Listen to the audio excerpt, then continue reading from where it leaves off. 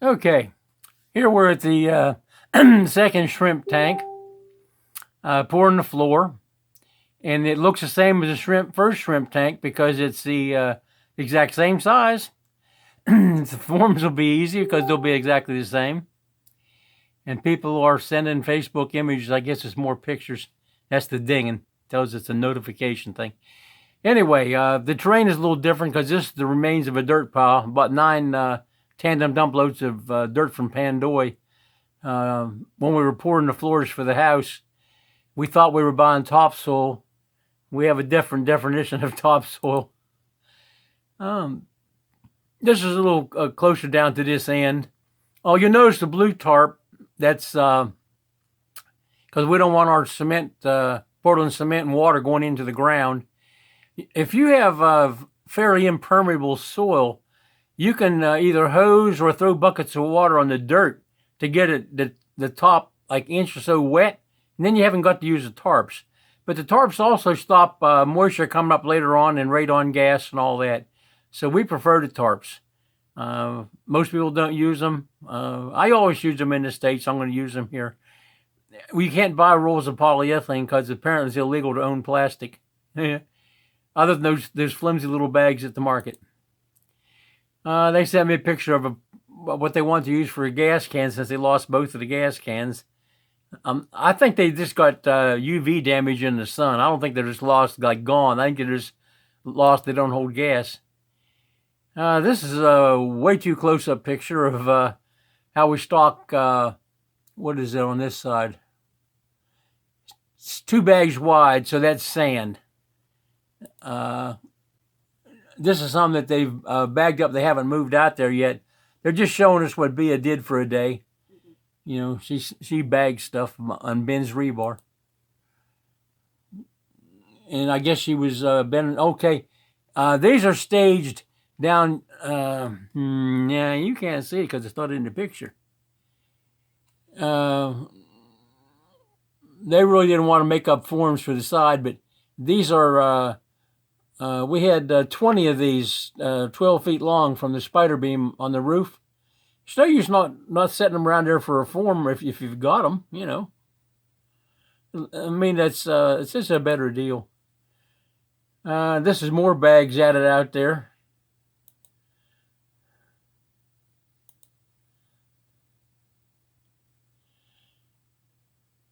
Okay, you can't see them because it's looking at the concrete. Where's the guy? That picture's not showing up very well.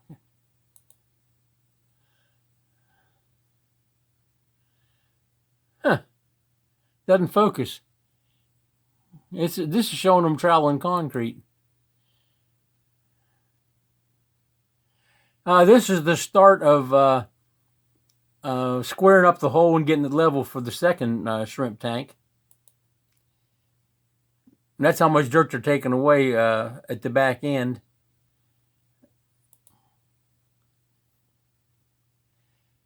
Where's our focus? I don't understand that.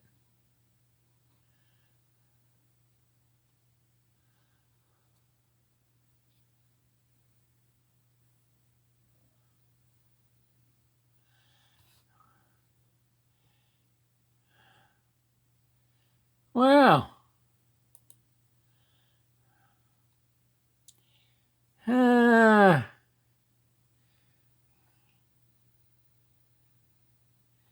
Um,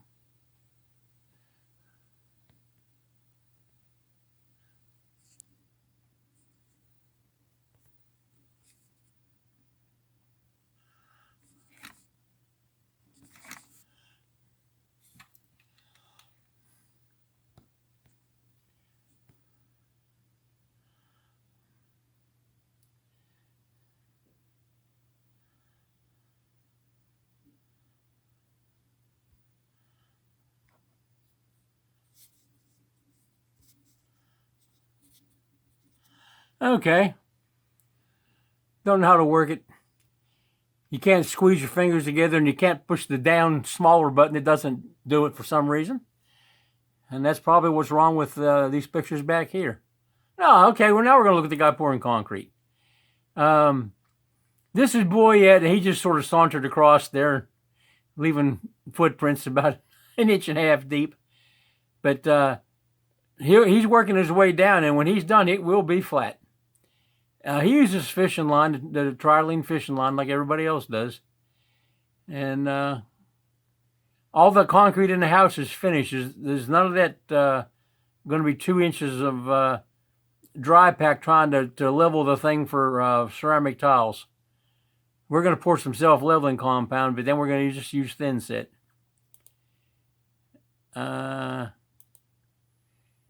His daughter Akeisha's taking these pictures. He usually takes the pictures. And she's showing us here that they've taken the motor off the mixer for the day. Didn't leave it out there next to the street. We've already bought mixer motors. We don't want to buy any more. What are we looking at? This is the water cistern. I need some pictures of this hillside because down below this is where the solar panels are going to go. I want to see how many mounds of dirt we got to dig down through to get a flat spot. Boy, I sure hope we don't have to dig that one away. But I think we're pretty well out of range of that. Okay. What this is showing us is they've set up the first 4-foot pour for a bathroom. The bathrooms are like 6 by 9 feet or something like that. They're in-suite bathrooms. We're not trying to make a spa. We're just trying to make a place where you can take a shower, take a crap, have a sink, mirror, you know. Just a bathroom like you'd have in a house in the States. You don't live in the thing. There's a bench in the shower, but, you know, it's not a fancy place. It's just a utility space. And it's taking up square footage out of the bathroom, which you're in, you know, probably 90% of the time that you're in the room.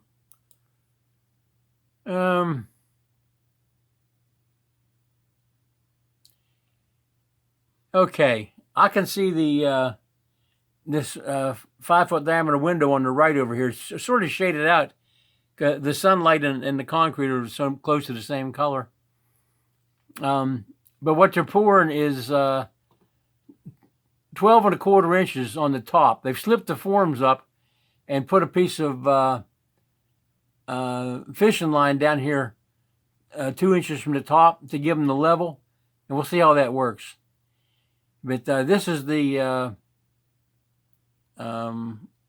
last pour on the on this particular bathroom. Down here you can't quite see it, but when they took this form off, there's you can see a hollow block sitting here. There's 3 of those stacked up, and they have a 7-inch wide piece of phenolic board that kept the concrete from getting into the hollow blocks. That'll go away, and this will be 6 glass blocks. That's going to go through to the outside, and the glass blocks are going to stick about an inch past the surface because I think it'll look nicer. We're not planning on anything except skim coat on this concrete. We're not going to render poured concrete. You can see it's already smooth. Why would you want to render it? They want to render it, but I don't want to render it. We also get glass blocks at the top up here. It's 16 inches from the finish on the ceiling, which is skim coat. No render on the ceilings. Don't want render on any ceiling. Stuff could fall on you and kill you in an earthquake. Of course, our render's all attached with nails and wire mesh and everything. It's not going anyplace. I mean, it's mechanically attached. Anyway, we're planning on putting 1 row of glass blocks up here for an accent and leaving 8 inches because you can't see it in this picture because it's sort of behind the form, but there's an exhaust fan up there. And we want to suck the damp air across the ceiling. You're not going to suck much if you have the door closed and you're taking a shower, if you seal the whole room. The air's got to go in before it can go out. So that's the deal on that. We're going to leave an 8-inch space up there, but if we decide we want to, we can put a 2nd row of glass block. We left enough room for the mortar joints for 2 rows of block, but we're only planning on putting 1. And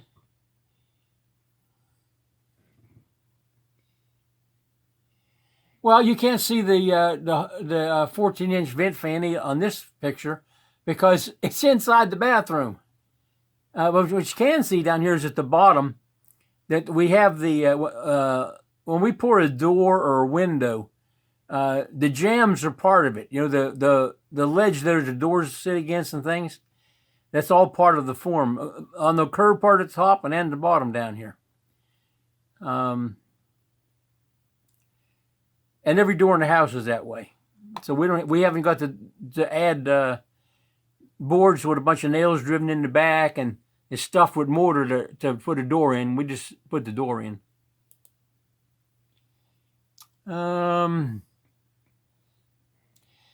Okay, this is the second bathroom, and today they're pouring this first 4-foot height of the slip form, and it's leaving the door opening here on this side on this one. It's a mirror image to the one we just looked at. It's on the other side of this wall. There's 2 mirror image bathrooms, this wall and then two walls down for the next 2 bedrooms. There's 4 in a row, 4 of these bedrooms in a row. And they could get this form out while they were pouring the last part of the last one because the round part is still up in the top. You know, it's not available, but the bottom was completely out of the concrete.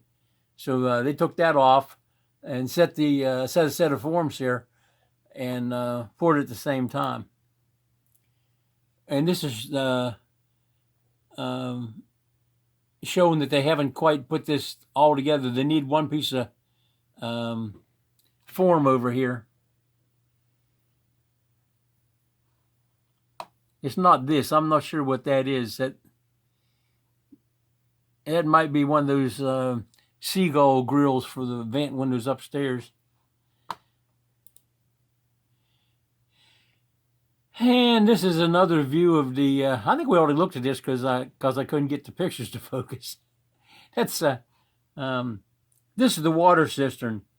And in about 6 weeks, the waters fell from this level here down to that. Of course, there's no lid on this cistern right now. There's no top. You won't have sun evaporation once the top's on it.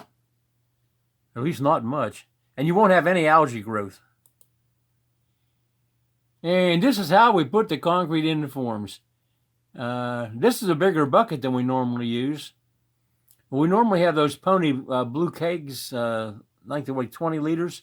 We cut them in half and put a rope handle on it with a knot tied on the inside so the rope doesn't pull through. And they work really well. They're indestructible. They seem to stand UV really well. So for some reason, boy likes that bucket today. And he can use anything he wants as long as he pours concrete. And you notice they've taken the window grill out of the wall and put the mixer on the other side of the window. So we haven't got much transport. We never do. We always move the mixer up right on top of what we're doing. And we pre-stage all the materials right at the mixer. Because you're not at any hurry to pre-stage or fill your water barrels or something if you do it a day or 2 before. And then you get a nice sunny morning and everything's ready to go. And if you can get the mixer to start, you know, you go ahead and pour concrete. And they pour those shrimp tank floors. They're 8 inches thick, 50-some feet long and 14 feet wide. 119 bags of cement. What has happened there? This thing's turned off.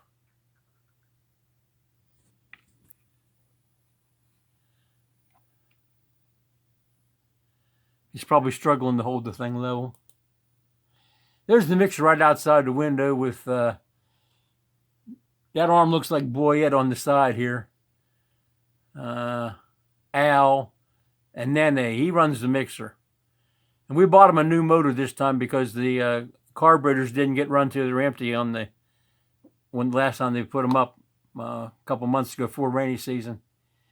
And the carburetors, you have to just replace them. I take them apart, but the pin that holds the float breaks the tabs off of out of the zinc when you're trying to. Yeah, the battery must be dead now.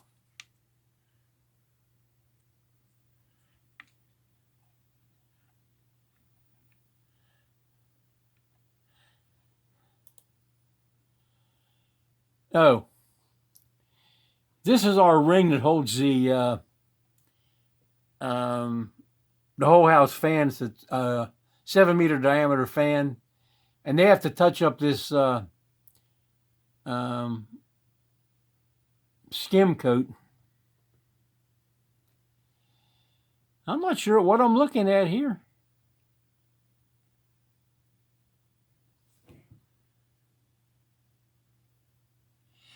Oh, I told him bring it up, and then we'll saw this this 4-inch pipe off. Just use the actual ring to mark it, and then we put the ring up against the ceiling after we patched the skim coat. That's probably from busting the rods through from the top to find them. And then we'll snap a piece of this pipe around it from the inside with vent holes. This is the original vent I put in it for air for these. You can see a power pack here on the back of this thing, a little heat sink fans. Anyway,